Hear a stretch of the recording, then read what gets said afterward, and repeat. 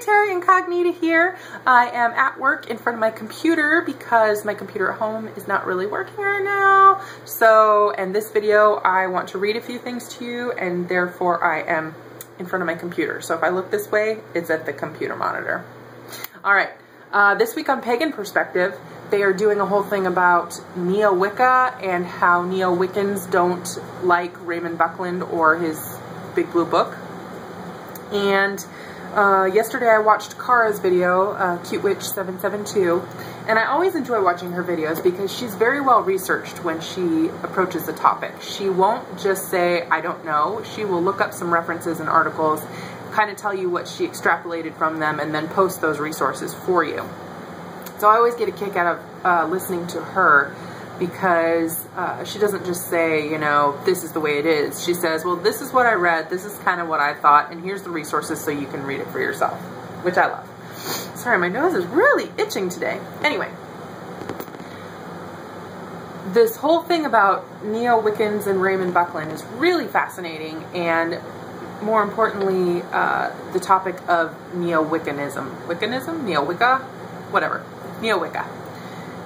Because a lot of people don't know what it is, and even she says, I don't really have a full grasp on what it is, but basically what the consensus seems to be is that Neo-Wicca is any Wicca that is basically solitary, eclectic, doesn't follow a tradition or follow like an initiate, the path of an initiate, I guess I would say.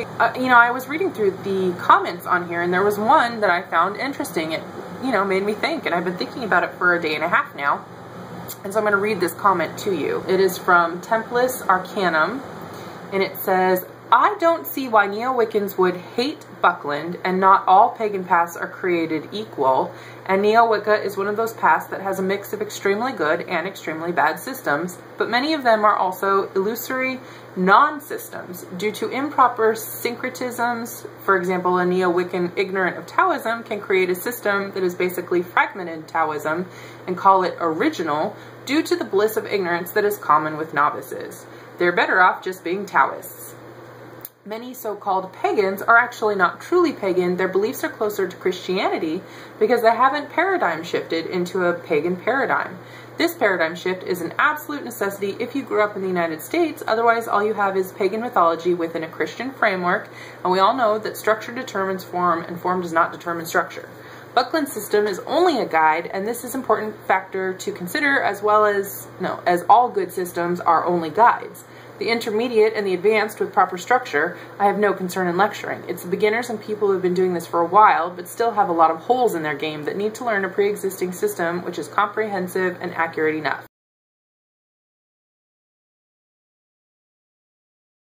Basically, what caught my attention was the part where they say that not all pagans are true pagans because they are basically trying to take pagan ideas and force them into the framework of how Christianity works. And it really made me start thinking, especially because I remember a few months back, I don't remember, it was earlier this year, I think, Monsoon Magick, who you all know is a really good friend of mine and is on Starting Out Solitary with me and all that jazz. She had a whole video about shifting her thought on how she has a relationship with the god and goddess, because she had realized that she had been treating it the same way she had treated her relationship in her Christian faith with her Christian god. And it was really making her think and try to figure out how she was going to approach that. And in fact, I decided that I should probably just contact this person that commented and kind of get them to elaborate a little bit more, because I was thinking so much about this statement. And I really wanted to know what they meant as far as a paradigm shift, because paganism, you know, we're all different, we all have different paths, and so what they considered a paradigm shift could be different from what other people say. And I really appreciated their answer to this. So here's my comment. I find your original comment quite interesting. I read it yesterday after watching the video, and I've been mulling it over in my mind ever since. I was wondering if you could elaborate for me a bit. I am what I would consider to be a novice on the path, less than 2 years. You say that many pagans are not truly pagan, but basically operating pagan myths within a Christian construct, and that this is due to a lack of paradigm shifting. Can you please explain to me the paradigm shift that you are referring to? I've never been Christian, and I'm not sure what you are really saying here. However, I do think about some pagans that I've spoken to or watched videos of. Once in a while, I feel that they are still treating their relationship to the new gods the same way that the Christians have a relationship with the Christian God. So this person, Templis Arcanum, got right back to me super quick and said, "Hello, Tara, I'd be happy to answer that, and the key to the answer ties into this comment. Once in a while, I feel that they are still treating their relationship to their new gods the same way Christians have a relationship with the Christian God." They quoted me there. Yes, this is true, but what I'm referring to is something even beyond that. It's the fundamental assumptions about what a god is in the first place, and the assumptions of what the spirit world is in the first place. The difference between the Christian view and the purely pagan view is that paganism is primarily animist and spiritually monist. Christianity is a spiritually dualist. A purely pagan path considers the spirit as a part of nature, not separate from it. It sees the spirit world as within our ability to interact with. This fundamental axiom of paganism carries its own fundamental assumptions, different than the assumptions of a supernatural view of the spirit world carry. If it's treated as a standalone fact, one could accept it but not change their paradigm. Think about your current assumptions of the spirit world and apply the axiom that the spirit world is a part of nature to those assumptions. How does the assumption change, and what other connotations does it carry with it? Think about what tenets can branch out from the axiom the spirit is a part of nature without your current fundamental assumptions. What are they like? These are your master keys to the paradigm shift. Look to apply everything you can, and you'll eventually undergo the paradigm shift. Hope that helps.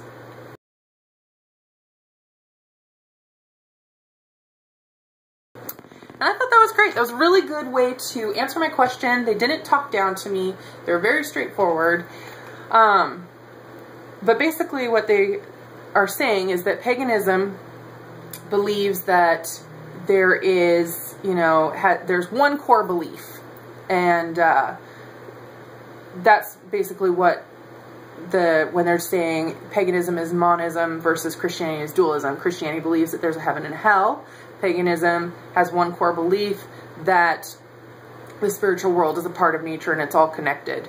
And as such, we are able to access it, interact with it, work with it.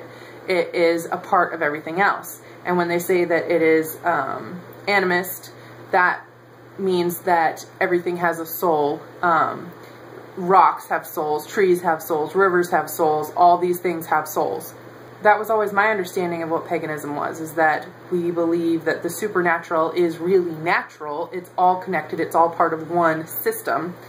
And, in other comments and things, they go on to talk about how some people say that the gods are archetypes and this and that and the other. And I've mentioned this before in other comments that I find a lot of people, sorry, that's my office phone. I find that a lot of people still treat the gods and goddesses as being outside of themselves and as being real entities. And, some pagans do believe that they are, and some believe that, all gods are one God, and all that comes from the one source, and the one source basically is everything.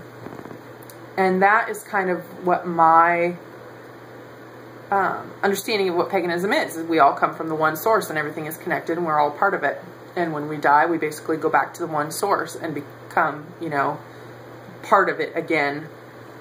Our energy does. I found that interesting. So does that, to me, that is kind of saying, well, these pagans who believe that the gods and goddesses are actual beings, they're saying that those people aren't really pagan. That's not true paganism. So, but the whole thing about paganism, again, is that we get to pick and choose our own religious beliefs and kind of build our own thing. So, I don't know, it all gets back to labeling, and I hate that. I hate labeling. I mean, we have to use labels because how else would we talk about these things with each other?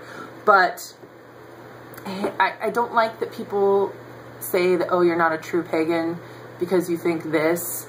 But I also think that it is interesting how people are considered pagan when there's not one like common denominator in the beliefs that they have with other pagans. I don't know, the whole thing's just interesting to me. It's just very fascinating.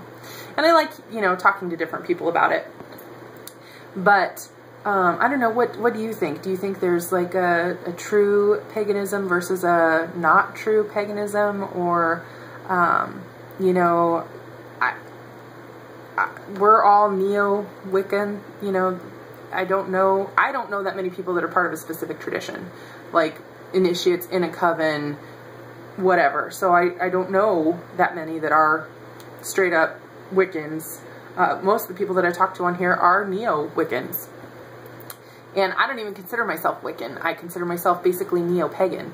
Really, it's all neo-pagan, because paganism from back in the day is not the same paganism that is today. Even the people that come from long lines of hereditary witches, I'm sure that their practices have evolved. So, I mean, in my mind, we're all neo-pagans. That's just, we're all part of the same club here, people. But, yeah, I just found it interesting, and